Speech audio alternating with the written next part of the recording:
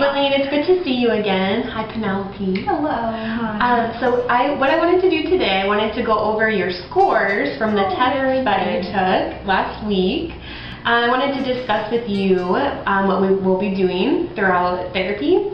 So as you can see, it looks like your scores are just a little bit below what is considered average for your age, and we call that we call that a mild cognitive impairment. And from what we saw and what we've been discussing, it seems like you have some issues with your memory, but mostly with sequencing tasks, and that's why it's a little bit difficult for you to remember to do some of your daily routines, such as scheduling an appointments and making sure that you're meeting with your families with events such as birthday parties. Yeah, I have some trouble with that. Okay. So some things that we'll be discussing today are different things that we can work on to help you improve those deficits. Oh, wonderful. So based off of our discussion last week, it seems like you do get a lot of use out of your iPhone and you feel like you can use it comfortably. I love my iPhone. I text all my grandkids on it. Great. So some of the activities that I was thinking that we could incorporate into your therapy include using the calendar app. So what we're going to do today, I have a few different tasks for you to complete, and we're just going to get baseline measures to see where you're at and to see what we can improve on. So Mom is able to text really well with us, with her friends, but I don't know if she'll be able to use the calendar. I'm not sure if that's something that she'll be able to learn how to do. So that's a great point to bring up. What we're going to be doing is we're going to be assessing where she's at right now, so we can see what her skill level is, and so we can just grow from there. Okay, we'll give it a shot. I have here a list of the different steps for you to complete in order to see where we can start with our therapy and what we can address and what we can practice at home. So the first step is to open up your calendar application on your iPhone. Mom, that's the little square that has the calendar picture on it. So today we're just going to have Aibileen do everything independently so that we can really see what she can do on her own. My bad, I'm sorry. That's okay.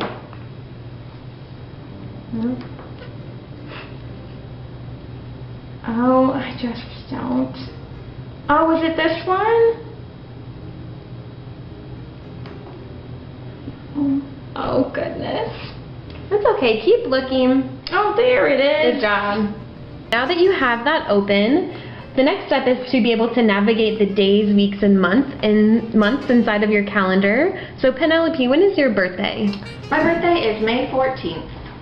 So Aibileen, why don't you try to find May 14th on your calendar application. So if you there it is. If you look up here, you can see that you are in the month of August.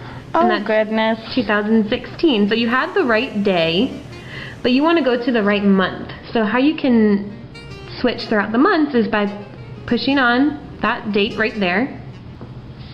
Good. And now pick your month. We're looking for May 14th. Perfect.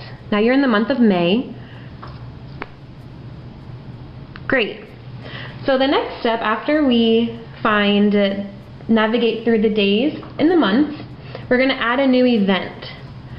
Have you ever added a new event before? I haven't.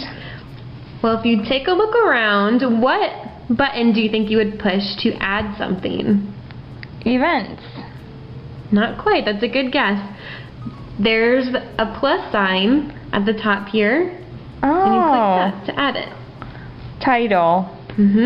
So what is happening on that day? Penelope's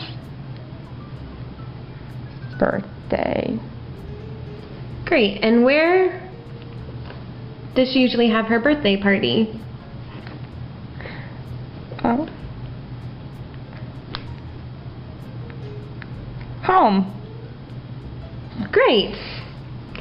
So, in order to save it, actually before we save it, the next step is to set an alert for your event.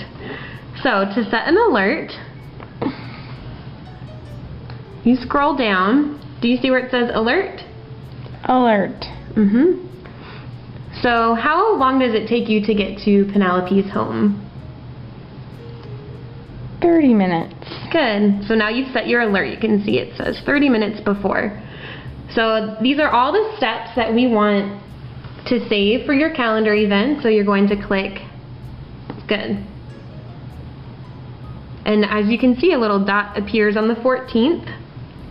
In the beginning of the session today, I set an alarm for you to be able to turn off. So if you can just show me that you know how to do it, I can just check off the box. Okay, well I do know how to do it. Great. It should be going off any second.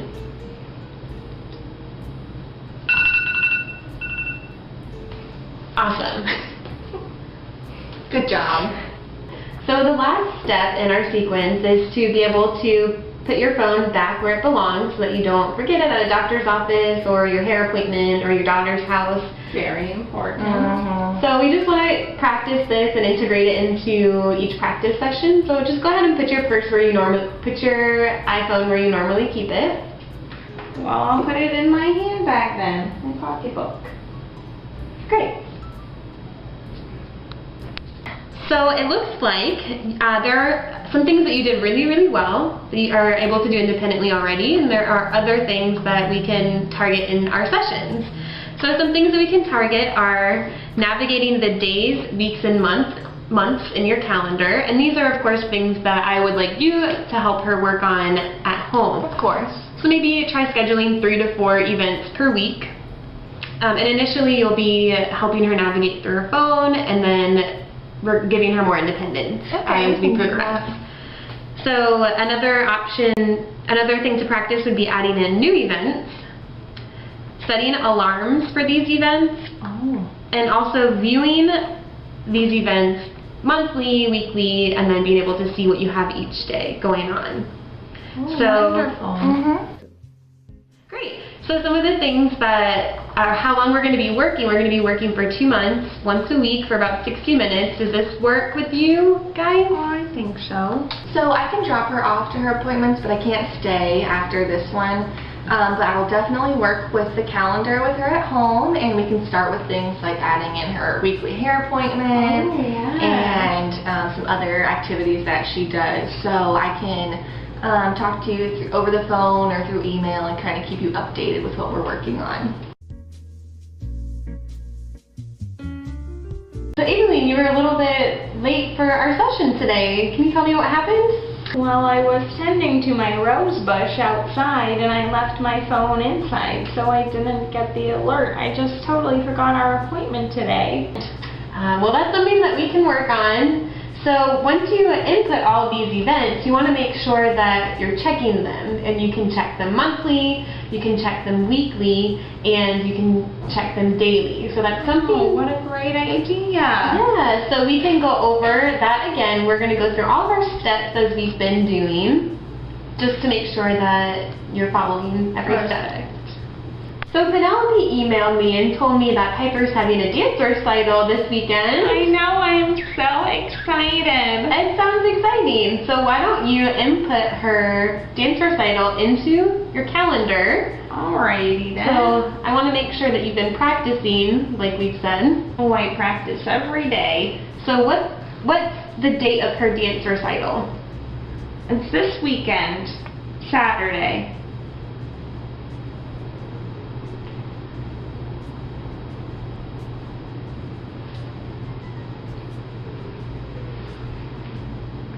Piper's dance recital.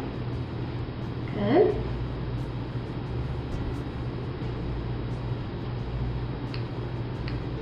Oh, how do I add the alert again? So remember, you have to scroll down. Oh, there it is. Good.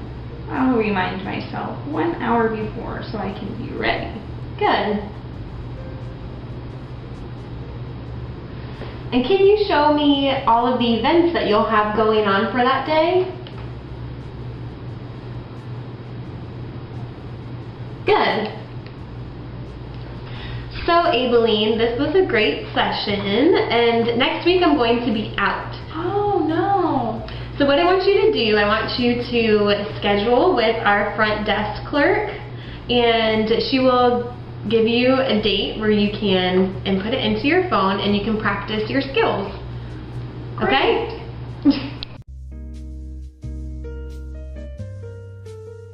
Alright, so Abeline, I have 2 slots open on Friday. One at 10 a.m. and one at 4. Which one would be better for you? At 10 a.m. I have a nail appointment. Can I come in at 4? Yeah, that should be great. I'll put you in. Okay, let me add it.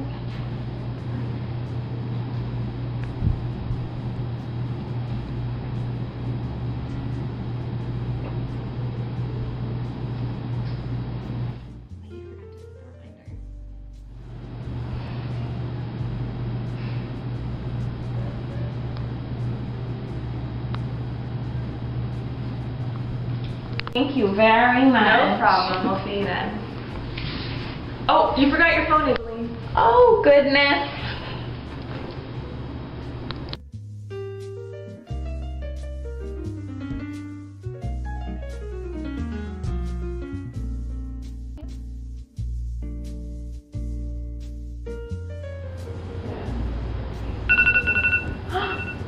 Theodore, Piper's coming over to make cookies today.